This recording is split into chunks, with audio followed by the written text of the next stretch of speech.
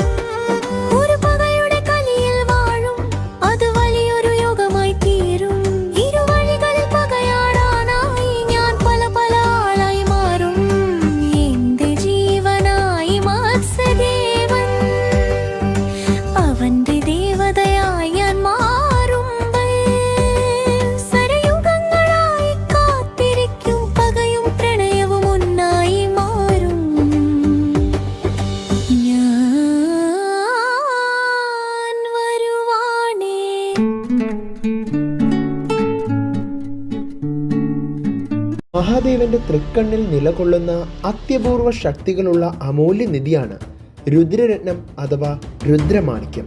ഒരു വർഷത്തിന് മുൻപ് രുദ്രമാണിക്യം പിറവി കൊണ്ടപ്പോൾ മത്സ്യലോകത്തെ സംരക്ഷിച്ചിരുന്ന മത്സ്യകന്യകമാർ മഹാചിത്ര പൗർണമി രാവിൽ രുദ്രമാണിക്യത്തെ സംരക്ഷിക്കുകയും അത് മഹാദേവൻ തന്നെ നേരിട്ട് തൻ്റെ തൃക്കണ്ണിൽ ഉൾക്കൊള്ളുകയും ചെയ്തിരുന്നു. ഇന്ന് അതേ ദിവസമാണ് ചിത്ര പൗർണമി. മഹാദേവന്റെ തൃക്കണ്ണിൽ നിന്നും ആ രുദ്രമാണിക്യം അടർന്നു വീണത് അശ്വഹംസം കടലിന്റെ മധ്യഭാഗത്തുള്ള വിശ്വാദ്വീപിലാണ്.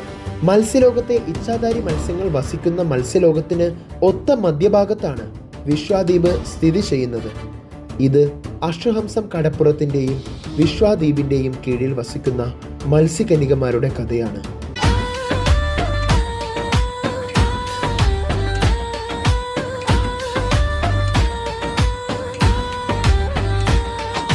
എന്തോ വലിയ ഒച്ചയിൽ ദ്വീപിൽ എന്തോ പതിക്കുന്ന ശബ്ദം കേട്ടാണ് അർദ്ധരാത്രി 12 മണിക്ക് വിശ്വാദ്വീപിന്റെ ഇച്ഛാധാരി മത്സ്യങ്ങൾ ഉണർന്നത്. എന്തായിരിക്കും അതെന്ന് ചിന്തിച്ചു നിൽക്കാതെ എല്ലാ മത്സ്യങ്ങളും വിശ്വാദ്വീപിലേക്ക് പോയി. അന്നേരം എല്ലാവരും ഞെട്ടിക്കുന്ന കാഴ്ചയാണ് കണ്ടത്. ഒരു കരിങ്കല്ലിന് മുകളിൽ തിളങ്ങുന്നൊരു വസ്തു. എല്ലാ മത്സ്യങ്ങൾക്കും ആശ്ചര്യമായി. എന്താണിത്? ഇന്ദ്രനീലമാണോ? ഇത്രയും തിളങ്ങുന്നുണ്ടെങ്കിൽ അത് നമ്മുടെ മത്സ്യലോകത്തിന്റെ ഇന്ദ്രനീലം തന്നെയായിരിക്കും. കൂടി നിന്ന മത്സ്യങ്ങൾ ഇങ്ങനെയെല്ലാം പറഞ്ഞു തുടങ്ങിയതും അങ്ങോട്ടേക്ക് മത്സ്യലോകത്തിന്റെ വരുംകാല രാജകുമാരിയായ മാതുലിക നടന്നു വന്നു.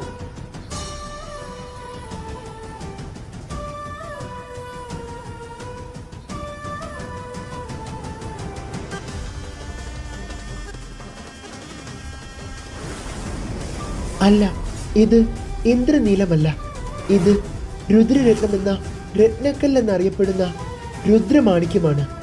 ഒരു വർഷത്തിന് മുൻപ് ശേഷ മത്സ്യകന്യകമാർ നാഗമാണിക്യവും ഇന്ദ്രനീലവും ഒരുമിച്ച് ചേർത്ത് പിറവി കൊണ്ട അമൂല്യ നിധിയാണ് ഈ രുദ്രമാണിക്യം.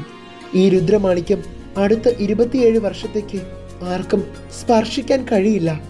മഹാദേവൻ തന്നെ ഈ മാണിക്യത്തെ സ്വയം സംരക്ഷിക്കുകയാണ്. 27 വർഷം കഴിയുമ്പോൾ ഈ മാണിക്യത്തെ സംരക്ഷിക്കേണ്ടത് നമ്മളാണ്. സർവോപരി ഞാൻ എന്ന മത്സ്യരാജകുമാരിയാണ്. മത്സ്യലോകത്തിന്റെ ശക്തിയാണ് ഈ രുദ്രമാണിക്യം. രുദ്രമാണിക്യം ഇവിടെ ഉള്ളിടത്തോളം കാലം നമ്മുടെ മത്സ്യലോകത്തിന് ഇനി നല്ലത് മാത്രമായിരിക്കും സംഭവിക്കുന്നത്. അതേസമയം ഈ രുദ്രമാണിക്യം ഇവിടെ നിന്നും നഷ്ടപ്പെട്ടാൽ നമ്മുടെ വംശവും നശിച്ചു തുടങ്ങും. ഇത്രയും പറഞ്ഞ് മാതുലിക അവിടെ നിന്നും നേരെ മത്സ്യലോകത്തേക്ക് പോയി.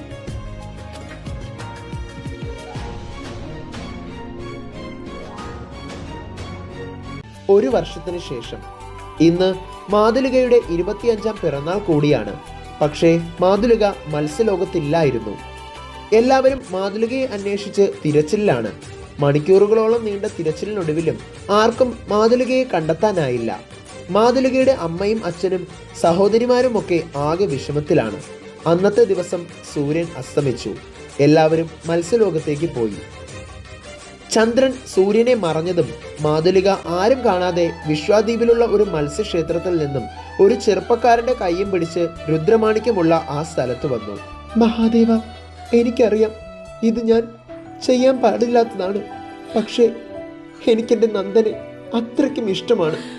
നന്ദൻ ഒരു മനുഷ്യനായിരിക്കാം, ഞാൻ ഒരു മത്സ്യകന്യകയുമായിരിക്കാം. പക്ഷേ ഞാൻ അത്രയ്ക്കും നന്ദനെ ഇഷ്ടപ്പെടുന്നു. ഈ മത്സ്യലോകത്തോട് ഞാൻ ചെയ്യുന്നത് ചതിയാണ്. കാരണം ഞാൻ ഇന്നത്തെ ഈ പിറന്നാൾ ദിവസം മത്സ്യരാജകുമാരി ആകേണ്ടവളാണ്. പക്ഷേ ഞാൻ മത്സ്യരാജകുമാരി ആയാൽ അമ്മയും അച്ഛനും എന്നെ മറ്റൊരു മത്സ്യത്തെ കൊണ്ട് വിവാഹം കഴിപ്പിക്കും. എനിക്കതിന് കഴിയില്ല. കാരണം ഈ മനുഷ്യനെ ഞാൻ ഇഷ്ടപ്പെട്ടു പോയി. ഈ രുദ്രമാണിക്യം സംരക്ഷിക്കേണ്ടത് ഞാനാണ്. പക്ഷെ അതിൽ സ്പർശിക്കാനുള്ള അർഹത പോലും എനിക്കില്ലെന്ന് ഞാൻ സ്വയം തിരിച്ചറിയുന്നു ഭഗവാനെ. കാരണം ഞാൻ മനുഷ്യനെ പ്രണയിച്ചവളാണ്. അതുകൊണ്ട് തന്നെ എനിക്ക് ഈ മത്സ്യലോകത്തിൽ സ്ഥാനവും ഉണ്ടാകില്ല. എനിക്ക് ആരെയും ഒന്നും ബോധിപ്പിക്കണ്ട. മഹാദേവൻ അറിയാം സത്യം. എനിക്ക് ഈ ശക്തികളും വേണ്ട മഹാദേവ. മഹാദേവന്റെ രുദ്രമാണിക്യത്തിന്റെ മുന്നിൽ വെച്ച് ഞാൻ നന്ദനെ വിവാഹം ചെയ്യാൻ പോവുകയാണ്. എന്നോട് ക്ഷമിക്കണം. ഇത്രയും പറഞ്ഞ് രുദ്രമാണിക്യത്തിന് ചുറ്റും മാതുലികയും നന്ദനും വലം വെക്കാൻ തുടങ്ങി. 7 വലങ്ങൾ പൂർത്തിയാക്കി മാതുലികയും നന്ദനും രുദ്രമാണിക്യത്തിന്റെ മുന്നിൽ വന്നു നിന്നു. നന്ദൻ തന്റെ കയ്യിൽ താലിമാല എടുത്ത് മാതുലികയുടെ കഴുത്തിൽ കെട്ടാനായി തുടങ്ങി. നിർത്ത് മാതുലിക. പെട്ടെന്ന് അവിടേക്ക് മാതുലികയുടെ അമ്മയും അച്ഛനും സഹോദരിമാരും എത്തി. അമ്മയുടെ ശബ്ദം കേട്ടതും മാതുലിക തിരിഞ്ഞു നോക്കി. അമ്മേ, ഞാൻ വേണ്ട, എനിക്കൊന്നും കേൾക്കണ്ട. നീ നമ്മളെയെല്ലാം ചതിക്കുകയായിരുന്നു അല്ലേ? വാ, എല്ലാം മതിയാക്കി മത്സ്യലോകത്തേക്ക് തിരികെ വാ. നിന്നെ മത്സ്യരാജകുമാരിയാക്കി വാഴ്ത്തേണ്ട ദിവസമാണെന്ന്. വാ മോളെ. ഇല്ലമ്മേ, ഞാൻ വരില്ല. എനിക്ക് നന്ദനെ ഇഷ്ടമാണ്. നമ്മൾ വിവാഹം കഴിക്കാൻ പോവുകയാണ്. വിവാഹം എന്ന് കേട്ടതും മാതുലികയുടെ അമ്മ പൊട്ടിത്തെറിച്ചു. മധു, നീ ഒരു മത്സ്യകന്യകയാണ്. ഇച്ഛാധാരി മത്സ്യകന്യക. ഈ രുദ്രമാണിക്യത്തെ സംരക്ഷിക്കേണ്ടവളാണ് നീ. ആരാണ് എന്താണെന്ന് പോലും അറിയാത്ത കേവലം ഒരു മനുഷ്യനുമായി വിവാഹം ചെയ്തുകൊണ്ട് നീ മത്സ്യലോകത്തെ അപമാനിക്കാൻ പോവുകയാണ്. വേണ്ട മോളെ. ഇല്ലമ്മേ, എനിക്ക് നന്ദനെ ഇഷ്ടമാണ്. എനിക്ക് നന്ദനോടൊപ്പം ജീവിക്കണം. മോളെ, നിനക്ക് മത്സ്യലോകത്തെ ഏതൊരു മത്സ്യത്തെ വേണമെങ്കിലും നമ്മൾ വിവാഹം കഴിപ്പിച്ച് തരാം. പക്ഷെ ഈ മനുഷ്യൻ വേണ്ട മോളെ. അമ്മേ, വേണ്ട. ഈ മത്സ്യലോകത്തിനേക്കാൾ സമാധാനവും സ്വസ്ഥതയും ലഭിക്കുന്ന മനുഷ്യരുടെ ലോകത്ത് എനിക്ക് ജീവിക്കണം. അമ്മ ഇനി മറുത്തൊന്നും പറയരുത്. ഇത്രയും പറഞ്ഞ് മാതുലിക നന്ദന് മുന്നിൽ തല കുനിച്ചു. നന്ദൻ മാതുലികയുടെ കഴുത്തിൽ താലി കെട്ടി. അത് കണ്ടു നിന്ന മാതുലികയുടെ അമ്മ കുഴഞ്ഞു വീണു. അമ്മേ എന്ന് വിളിച്ച് മധു അവളുടെ അമ്മ ഷീലയുടെ അടുത്തേക്ക് ഓടാൻ തുടങ്ങുകയാണ്. നന്ദനുമായി കൂട്ടിക്കെട്ടിയിരിക്കുന്ന തന്റെ വസ്ത്രം പെട്ടെന്ന് അവളിൽ ഉടക്കിയത്. മധുവിന്റെ അമ്മ പെട്ടെന്ന് കണ്ണുകൾ തുറന്നു. മധുവിന്റെ വസ്ത്രം നന്ദനുമായി കൂട്ടിക്കെട്ടിയിരിക്കുന്നത് കണ്ടതും ഷീല പറഞ്ഞു. മോളെ മധു, ദേ നോക്ക്. ഒരു മനുഷ്യനുമായി നിന്റെ വിവാഹം കഴിയാനായി ചടങ്ങുകൾ തുടങ്ങിയപ്പോൾ തന്നെ കേവലം ഈ ഒരു വസ്ത്രം കൊണ്ട് പോലും തടസ്സം. ഇനി ജീവിതകാലം മുഴുവൻ നീ എങ്ങനെ ഈ മനുഷ്യന്റെ കൂടെ ജീവിക്കും? വേണ്ട മോളെ. ഇപ്പോൾ താലി മാത്രമേ കെട്ടിയിട്ടുള്ളൂ. അത് പൊട്ടിച്ചെറിഞ്ഞ് അമ്മയുടെ പൊന്നുമോള് തിരിച്ചു വാ. മാതുലിക ഒരു നിമിഷം ചിന്തിച്ചു. അമ്മേ,